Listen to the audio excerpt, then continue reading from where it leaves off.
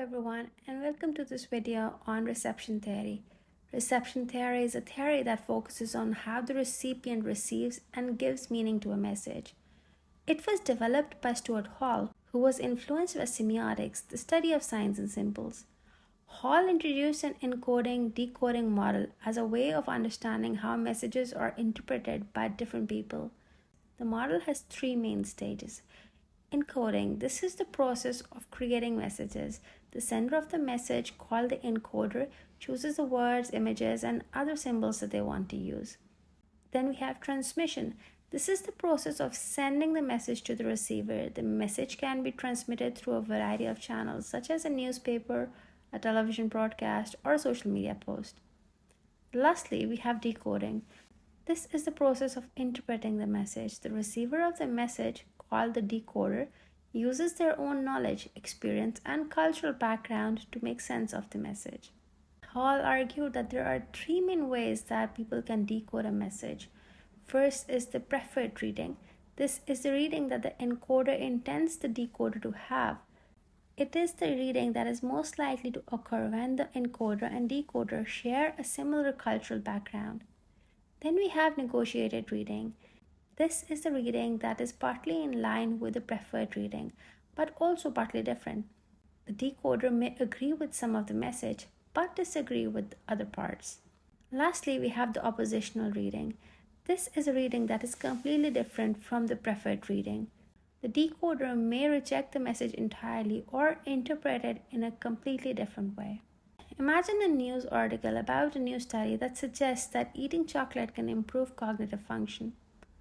The article is mostly neutral, but it does mention that the study was funded by a chocolate company. A person who has a positive view of chocolate and who is interested in improving their cognitive function might have a preferred reading of the article. They might agree with the article's conclusion that chocolate can improve cognitive function, and they might be more likely to eat chocolate in the future. A person who is skeptical about the benefits of chocolate or who is concerned about the potential health risks of eating chocolate might have a negotiated reading of the article. They might agree with the article's conclusion that chocolate can improve cognitive function, but they might also be concerned about the potential health risks.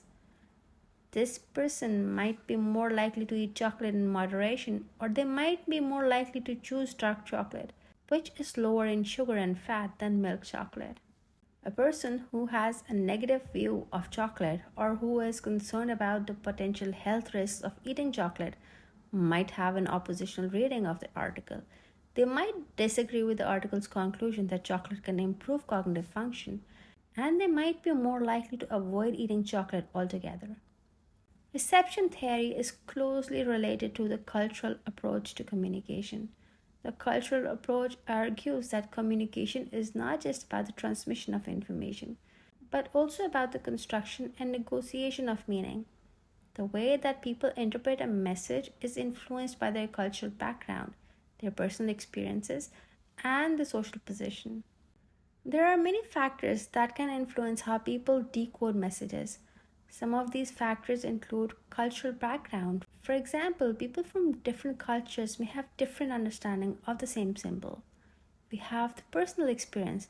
For example, someone who has experienced discrimination may interpret a message about race or ethnicity differently than someone who has not had that experience. Social positions such as their race, gender, or class can also influence how they interpret messages. For example, a message about poverty may be interpreted differently by someone who is poor than by someone who is not. The power of the encoder can also be influenced by the way that the decoder interprets the message. For example, a message from a government official may be more likely to be accepted as the correct interpretation than a message from a citizen. Reception theory has some ethical implications. One implication is that it is important to ensure that people have the opportunity to decode messages in a way that is free from bias. This can be difficult as the media is often controlled by powerful interests. Another implication of reception theory is that it is important to be aware of the different ways that people can interpret the same message. This can help us to avoid making assumptions about how others will understand our messages. Reception theory is a complex and nuanced theory that helps us to understand how people interpret messages. It is important to remember that there is no single correct way to decode a message.